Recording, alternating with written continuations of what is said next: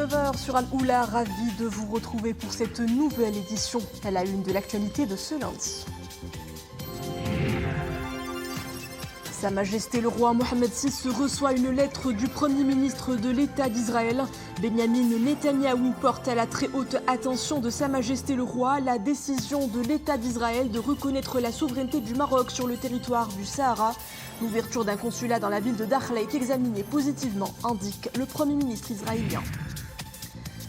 Parenthèse fraîcheur, loin des grosses chaleurs qui continuent de sévir dans les quatre coins du royaume, l'oued d'Ouzoud offre aux vacanciers un cadre idéal pour profiter de journées farnientées, pieds dans l'eau et à l'ombre des arbres. Les familles s'y offrent d'agréables moments de détente pour le plus grand bonheur des enfants qui ne résistent pas longtemps à l'appel de la rivière sauvage. Ils esquissent au bout de leur pinceau l'horizon d'un Graal tant espéré. Des patients atteints de cancer font de la peinture une cure de jouvence au corps et à l'âme. Leurs toiles sont exposées au centre d'oncologie de Rabat, un exutoire artistique primordial dans le processus de guérison.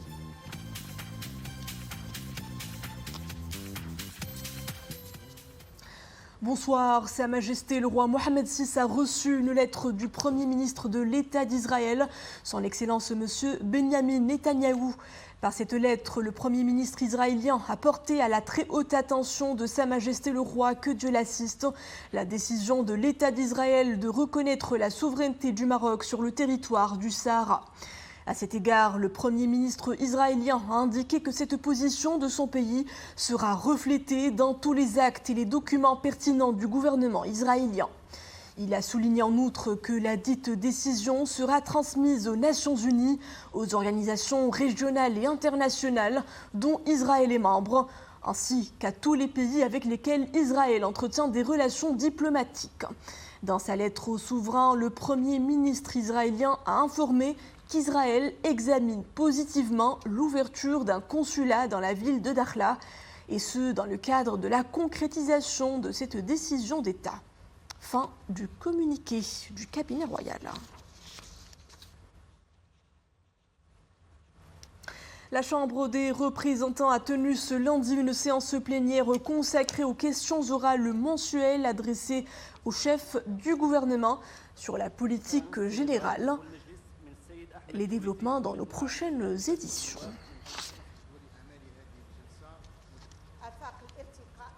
Place à cet indicateur qui poursuit son train de haussier, celui de la canicule. Le mercure s'entête à remonter.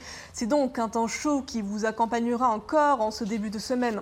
Prévoyez demain des températures comprises entre 42 et 46 degrés. Si vous vous trouvez près d'Oujdan, Gad, Gersi, Fès, Sfro, Taza, Taounat, Moulay Yacoub. Le thermomètre affichera des valeurs identiques que du côté d'Ouazen, Sidi Qassem, Taourir, Tfqi Ben Salah, Bni Mlal, Khnifra, Khoribga, Stad, Qlat, Sraghnar, Hamna, Marrakech et Tarouta. Un bulletin d'alerte qui invite à la prudence et à des précautions d'usage. Pensez donc à vous rafraîchir et vous hydrater régulièrement.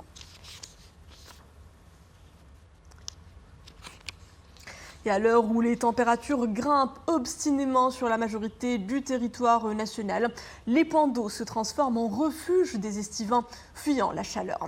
C'est le cas de Oued Ouzoud, idéalement niché au cœur des massifs du Haut-Atlas, au pied des plus belles chutes d'Afrique. Cet îlot de fraîcheur est très apprécié de ses visiteurs. Bienvenue à cet havre de paix et de quiétude avec Omar Jledi et Maria Ouad. Imaginez un îlot de fraîcheur niché à 110 mètres de hauteur et d'impressionnantes chutes d'eau qui tombent en cascade au milieu d'une vallée verdoyante. Tel est le cadre enchanteur de l'Oued Ouzouz, une eau limpide et qui se laisse contempler comme un poème, une invitation à la baignade et à la détente, loin du tumulte de la ville. Chaque été, je vais prendre un bol de fraîcheur à la cascade d'Ouzoud. C'est très agréable lorsqu'il fait chaud d'être au contact de la nature et de l'eau. L'eau de la cascade est très fraîche et cela est revigorant. Je suis un habitué des lieux car j'aime être au contact de la nature. Lorsque j'entends le ruissellement de la cascade au loin, je me sens déjà en vacances. L'eau de la source est pure, il fait du bien au corps et à l'esprit. Lieu de villégiature pour les familles en quête de dépaysement, il fait bon s'arrêter dans l'une des petites gargotes nichées au fil de l'eau et savourer un thé à la menthe. Un moment hors du temps où l'on peut déguster aussi de bons petits plats issus de l'agriculture biologique. J'aime me baigner dans l'eau de la cascade car ce n'est pas très profond. Maintenant, je vais rejoindre mes parents pour manger un bon tagine. Je suis venue de Salé pour nager dans les cascades. C'est un lieu enchanteur, bordé d'arbres millénaires et en plus on y mange très bien. Riche de son écosystème préservé, la vallée d'Azilal concentre à ce jour la plus grande biodiversité du royaume, des atouts naturels, une faune et une flore extraordinaires qui font de la région l'une des plaques tournantes du tourisme vert. Restons dans les altitudes au Moyen Atlas cette fois-ci. La région promet à ses visiteurs des vacances paisibles au grand air. À Ifrane, le tourisme atteint des sommets. La ville juchée à 1600 mètres d'altitude affiche complet. Des records d'affluence sont même observés en ce mois de juillet. Cet afflux touristique majoritairement national est une aubaine pour le secteur de l'hébergement et de la restauration. Reportage Ahmed Delfadeli, Zakaria Mokinbillah. Au milieu de la forêt de cèdres, des groupes de touristes partent en randonnée. Leur excursion croise le chemin d'un animal emblématique de la région, le singe magot. En plus de profiter d'un air frais et de la verdure, les randonneurs semblent impressionnés par la grande biodiversité de la province d'Ifrane. C'est l'endroit idéal pour se rafraîchir.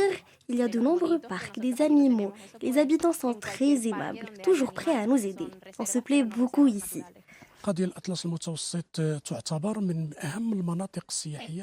Cette région de l'Atlas est considérée comme l'une des plus grandes zones touristiques. Elle dispose de beaucoup d'atouts naturels. Ses grandes forêts, ses cédrés, ses cascades, ses rivières. Tous ces éléments attirent les touristes. Et surtout en cette période de canicule, il y a une forte demande sur les réservations en montagne. Et la tendance continue sur son élan. Depuis le début de l'été, l'affluence est de plus en plus palpable dans les établissements d'accueil. Qualité des services, animation, les structures d'accueil rivalisent de créativité pour être attractives. On est venu en région Atlas parce qu'il fait un peu plus frais. Voilà, visiter un petit peu les montagnes et la forêt, voir un peu la faune, la flore de la région. Et alhamdoulilah, tout est là, les infrastructures, les auberges, les restaurants, tout est parfait. Cette année, nous avons opté pour l'Atlas et honnêtement, nous avons été surpris et émerveillés. Car tout ce dont a besoin un touriste se trouve ici.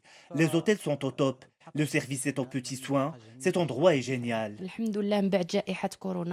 Après le Covid, le tourisme affiche des indicateurs supérieurs à 2019.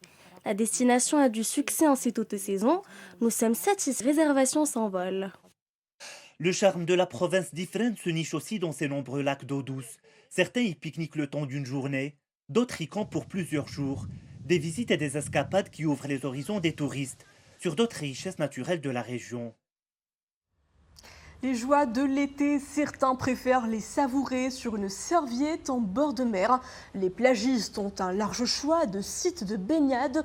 Parmi les 27 plages et ports de plaisance à avoir décroché cet été l'écolabel international Pavillon Bleu, la plage de Sidi Rhal exhibe le précieux sésame décerné par la fondation Mohamed VI pour la protection de l'environnement. Gage de son eau de qualité et de son environnement propre et sécurisé.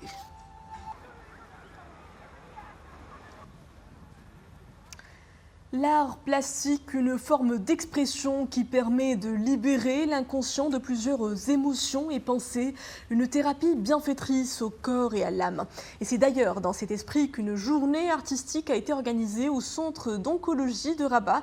Les patients ont profité d'un atelier de peinture. Ils ont été accompagnés et encadrés par de grands noms du domaine, comme Mohamed Karmad. C'est un reportage de Adna El-Harras, Youssef Mezani sur un récit d'Oumé Marmli. Il dessine un avenir meilleur, des toiles qui crient l'espoir et la joie, signées par ces patients atteints de cancer. Leurs doigts habiles donnent libre cours à leur imagination, une belle manière d'oublier leurs souffrances liées à la maladie, ne serait-ce que le temps d'une échappée artistique. Le but de cette journée organisée ici au centre d'oncologie est de divertir un peu ces patients. Ils passent par des moments difficiles et ces petits instants de joie sont capitaux dans le processus de guérison. Un atelier convivial où ces patients sont accompagnés par de grands noms du monde de la peinture. Nous avons le plaisir de compter sur la participation spontanée de personnalités publiques. Ils viennent partager des moments de joie avec ces patients. Cette journée coïncide avec le 25e anniversaire de l'association des Amis de l'Institut national d'oncologie. L'art-thérapie, ou cette belle manière de divertir les patients, elle est en passe d'occuper une place de choix dans le processus de prise en charge au sein des centres de soins. Une voie de communication qui permet de donner forme et couleur aux émotions des malades, de quoi les soulager. Je vous invite à présent aux premières loges d'une pièce de théâtre ultra déjantée. Super Zizou à la découverte de la planète Terre, une comédie qui met sur scène une troupe d'acteurs à mobilité réduite. Des personnages de super-héros qui se donnent pour mission de sauver le monde de la pollution. Une pièce engagée et inclusive jouée à guichet fermé au studio des Arts Vivants de Casablanca. Maria Ouad, Ablila Chab et Mohamed Chikir.